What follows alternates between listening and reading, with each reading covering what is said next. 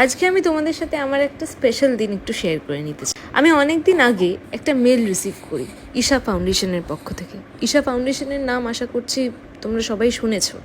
Isha foundation হচ্ছে সদ্গুরুর foundation, যেটা বিভিন্ন রকম কাজ করে মানুষের জন্য। কলকাতা থেকে মাত্র 40 জনই এই সেশনটাতে ইনভাইটেড ছিল, আর আমি ভাবতে পারিনি যে আমি সেই 40 জনের মধ্যে থাকবো। তো এটা হয়েছিল ভিভারাতে, জাস্ট JW ম্যারিয়েটের উল্টো দিকে, আর এত সুন্দর করে সব অ্যারেঞ্জমেন্টস করা হয়েছে।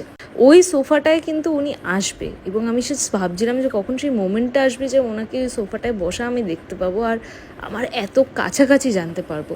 তো এখানে আমাদের জন্য হাইটিরও অনেক ব্যবস্থা করা হয়েছে, খাবার দাবার এই ওই সেই বিশাল অ্যারেঞ্জমেন্টস।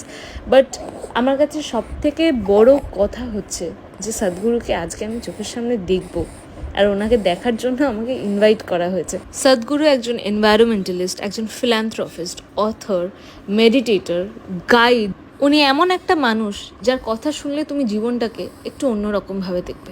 আমার কাছে ওনার ডিসক্রিপশন কিন্তু এটাই।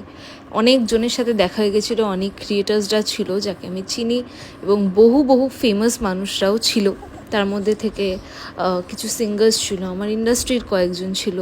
তো আমি তো দেখে ওদেরকে আরও এক্সাইটেড হয়ে গেছিলাম, আর জাস্ট ভাবছিলাম যে কখন উনি ওই সোফাটায় আসবে আর আমাদের এত সামনাসামনি বসবে।